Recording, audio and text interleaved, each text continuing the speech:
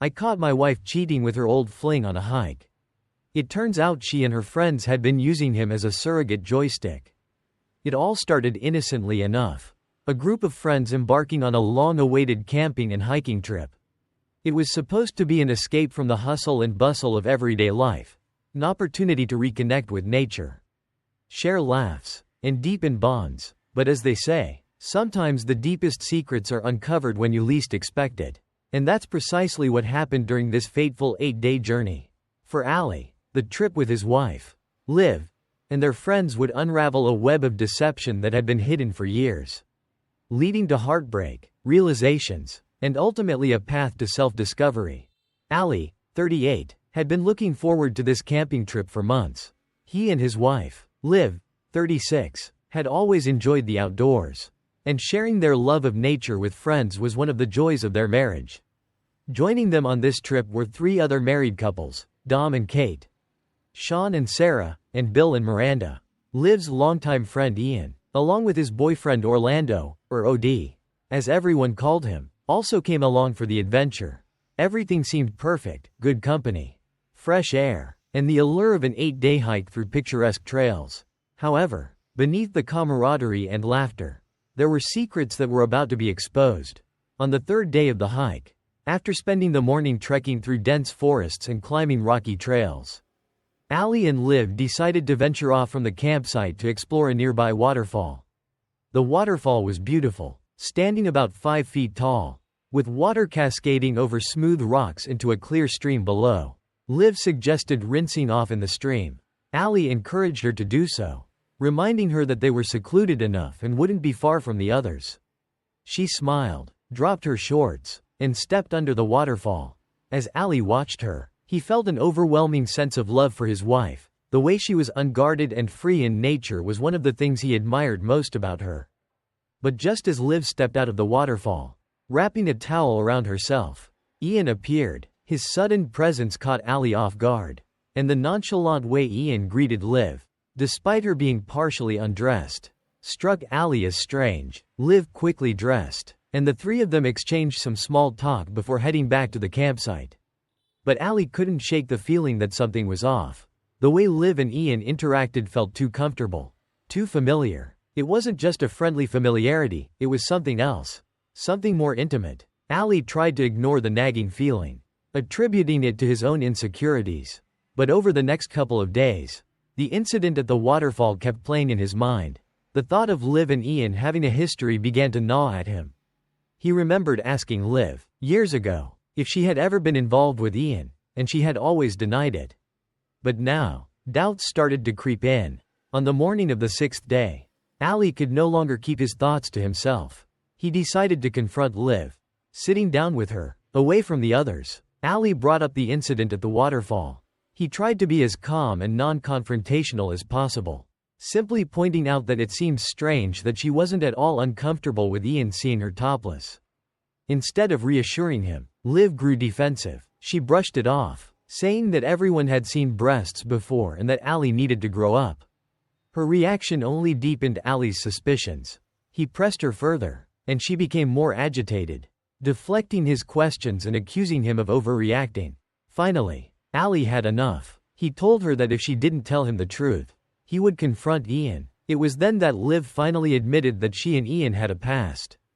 It wasn't just a brief fling. Liv revealed that she and Ian had been friends with benefits for years before she and Ali became serious. And it wasn't just her. Kate, Miranda, and Sarah had also had similar arrangements with Ian while dating their current husbands. Ian had been the surrogate for all of them, meeting their physical needs while they took the time to build emotional connections with their future spouses. The revelation hit Ali like a punch to the gut. He felt betrayed, not just by Liv, but by the entire group. The friendships he had thought were genuine now felt tainted. As Liv spoke, Ali could barely process what he was hearing. She explained that when they first started dating, she had asked to take things slow. She had wanted to focus on getting to know Ali without the pressure of intimacy. And Ian had agreed to help her, just as he had helped the others. Ali remembered those early days of their relationship, how he had been so smitten with Liv, how he had respected her wishes to take things slow, believing it was something special they were building together. Now, he realized that while he had been patiently waiting, Liv had been with Ian. The thought made him feel physically ill. Liv tried to justify her actions, saying that it had all been in the past and that she had ended things with Ian once she and Allie became official. But for Allie, the damage was done. The foundation of their relationship had been built on a lie, and he couldn't see a way to move past it. He felt like a second choice, like he had only been good enough once Liv was ready to settle down. The rest of the trip was a blur. Allie was numb, going through the motions as they finished the hike and returned to civilization. He barely spoke to Liv, and she, sensing his distance, gave him space. Back home, Allie knew he had to confront the others. He couldn't pretend that everything was fine. Not after what he had learned. During a group gathering, Allie decided to bring everything out into the open. He confronted Ian in front of everyone, revealing what he had learned about the FWB arrangements. The reaction was immediate: gasps, confusion, anger. Dom looked at Kate in disbelief, while Billy's face turned pale. Sean, surprisingly, admitted that he had known about Sarah and Ian but had chosen to accept it, believing it was all in the past. OD, Ian's boyfriend, was devastated. He had no idea about Ian's past with the women, and the revelation was too much for him to bear. He left the gathering in tears, with Ian following after him. The fallout was swift. Dom decided to leave Kate, unable to move past the betrayal. Billy and Miranda tried to work things out, but the trust between them was shattered. Sean and Sarah, having already dealt with the truth years ago, seemed to be the only couple that remained intact, though even they were shaken by the revelations about the others. As for Allie and Liv, they both knew their marriage was over. The trust that had been broken could not be rebuilt. They decided to divorce, agreeing that it was for the best. In the weeks that followed, Allie found himself reflecting on the nature of relationships, trust, and honesty. He realized that what hurt the most wasn't just the physical aspect of Liv's relationship with Ian, but the emotional deception. He had believed that they were building something real and unique, only to find out that Liv had been dividing her time and affections between him and someone else. It made him question everything, every memory, every moment they had shared. He realized that true intimacy wasn't just about physical closeness, it was about vulnerability. About letting someone see all of you and trusting them with your heart. Liv had never fully trusted him, and that was something he couldn't change. But amid the pain, there were lessons to be learned. Allie realized that he had been too willing to ignore red flags, too eager to believe that everything was perfect. He had put Liv on a pedestal, believing that their love was something pure and unbreakable. In reality, it was built on half-truths and omissions. He also realized that he had a tendency to prioritize others' happiness over his own, often at the expense of his own well-being. It was time to change that. It was time to put himself first and to seek the kind of relationship where both partners were fully committed, honest, and open. Allie's story is a reminder that relationships require more than just love, they require honesty, transparency, and a willingness to face uncomfortable truths. It's easy to get caught up in the idea of perfect love, but real love is messy.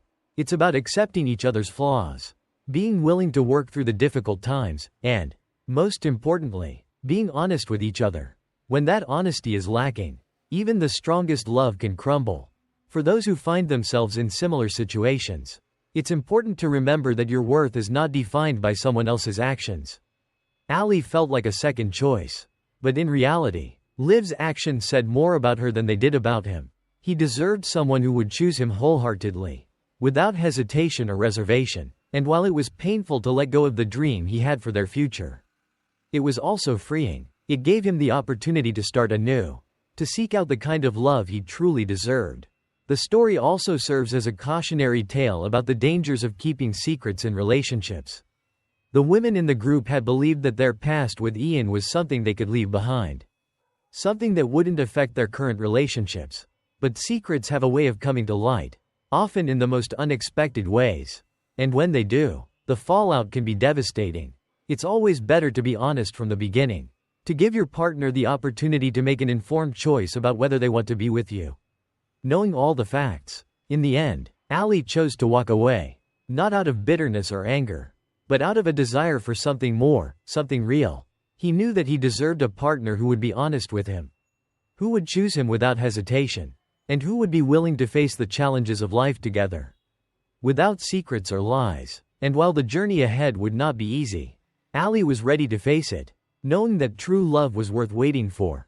My family abandoned me because my sister blamed me for her divorce. I ruined her life years later with an email that revealed everything. There are moments in life when everything seems to shatter in an instant, leaving you with nothing but confusion and pain. Imagine a quiet life where everything is in place, family, a home, and hopes for the future, and then suddenly, the people you trusted the most turn against you, casting you out into the cold. That's where my story begins, with betrayal from the very people who were supposed to love me unconditionally.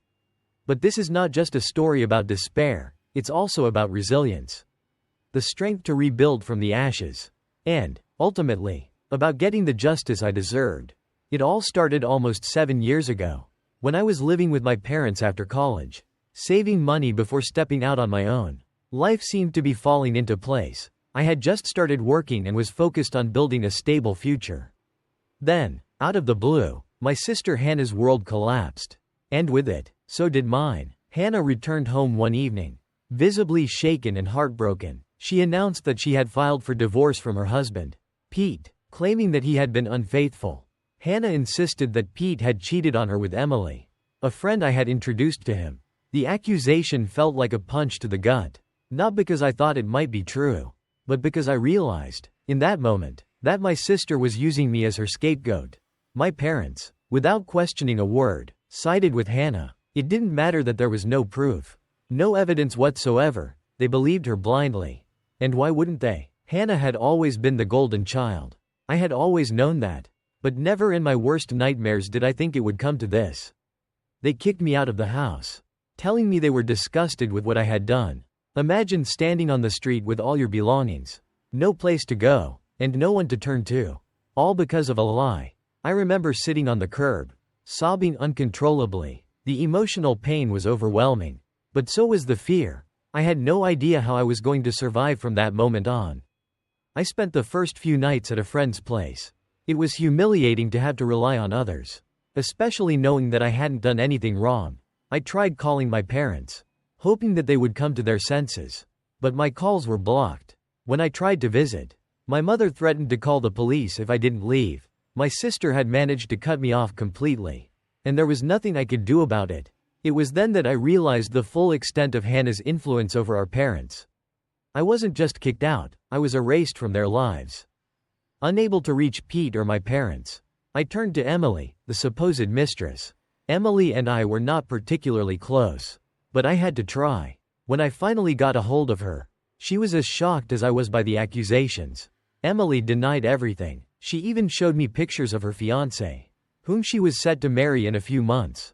I believed her. Emily had no reason to lie, and her story made far more sense than Hannah's wild claims. Despite knowing the truth, I was still powerless. I had no proof, and without proof, there was no way to convince my parents of my innocence. It was one of the hardest things to accept, that the people who should have known me best were the first to believe the worst about me. The following years were a test of resilience. I found a small apartment and threw myself into my work. I had to rebuild from nothing, with no family to lean on. I missed them every day. Despite what they had done to me, I would often think back to my childhood, to the times when I felt like an outsider even in my own family. But missing them didn't change the fact that they had abandoned me when I needed them most. Slowly, I learned to live without them. I built a new life, one that wasn't dependent on their approval or love. It wasn't easy, but it was necessary. Years went by, and I eventually met Liza, the woman who would become my fiancée. For the first time in a long time, I felt genuinely happy. Life was finally giving me something good, something to hold on to. We got engaged, and Liza posted our engagement photos on social media. Little did I know that those photos would be the key to unlocking the truth about what had happened all those years ago. A few days after the engagement post, I received an anonymous email. It was from Pete, my ex-brother-in-law. He had seen the engagement photo on Liza's Facebook and decided to reach out. The email was detailed, containing the full story of what had happened during his marriage to Hannah. He explained that Hannah had been the one cheating, not him. She had been involved with a friend of mine, Frank, and had used me as a scapegoat to cover her tracks. Pete even attached copies of emails between Hannah and Frank, love letters. Plans to meet. All of it. The proof was undeniable. For years, I had been blamed for something I had no part in, while Hannah had been the real culprit all along. The revelation was both a relief and a source of anger. I had lost my family because of Hannah's lies. And now, finally, I had the truth. Pete explained that he had blocked me back then because he was furious and confused. He admitted that he should have handled things differently. But at the time, he believed Hannah's lies just like everyone else. He said he wanted to reach out sooner but felt too ashamed. It was ironic. All of this pain could have been avoided if people had just talked to each other instead of jumping to conclusions. With the truth finally in my hands, I decided it was time for a confrontation. Pete and I showed up at my parents' house unannounced. My mother opened the door, and I could see the shock in her eyes. We walked in, and for the first time in 7 years, I was face to face with my family. My father was there, and so was Hannah. I could see the panic in her eyes as Pete pulled out the documents, the emails. The proof of her lies. My parents were speechless as Pete and I laid out the truth. Hannah tried to deny it, but the evidence was irrefutable. My father, who had always been so quick to judge me, looked at Hannah with a mix of anger and disappointment. He told her to leave. Just like that, she was kicked out, just as I had been all those years ago. As Hannah cried and begged to stay, I felt a strange sense of closure. This was the justice I had been waiting for. It wasn't about revenge, it was about setting the record straight. About finally being heard. As I watched Hannah being escorted out, I realized that I no longer needed my parents' approval. They had shown me who they were when they chose to believe Hannah's lies over me. I left that day with Pete, feeling lighter than I had in years. The burden of their betrayal was finally lifted. A few days later, Hannah showed up at my apartment, begging me to make amends with our parents. She called me a monster for ruining her life. But I didn't feel any remorse. She had taken everything from me. And now, she was facing the consequences of her own actions. I closed the door on her, putting an end to that chapter of my life. My parents also tried to reach out, wanting to attend my wedding, but I had no interest in letting them back in. They had made their choice years ago. And now, I was making mine. This story is not just about betrayal, it's about resilience. About finding the strength to move on even when the people closest to you turn their backs. It's about justice, about the truth coming to light, no matter how long it takes. And most importantly, it's about understanding that sometimes, the family we choose is far more important than the one we're born into. Liza is my family now. And with her by my side, I know I can face whatever comes next. For those out there who have faced similar betrayals, remember, the truth has a way of coming out. And when it does, it can set you free. So, what did I learn from all of this? Trust is fragile, and once broken, it's nearly impossible to repair. My parents and sister taught me that blood is not always thicker than water. Sometimes, the people you think will stand by you are the first to leave when things get tough. But more importantly, I learned that I am stronger than I ever thought possible. I rebuilt my life from the ground up, without the people who were supposed to love me. And in doing so, I found something far more valuable, self-respect and a partner who truly loves me for who I am. To those who are struggling, who feel like the world has turned its back on you, keep going. The truth will come out. And when it does, you'll be ready to take back what was taken from you. Life has a funny way of working out, even when everything seems hopeless. Sometimes, the best thing you can do is let go of the people who bring you down. And focus on building a life that makes you happy. Because, at the end of the day, that's what really matters.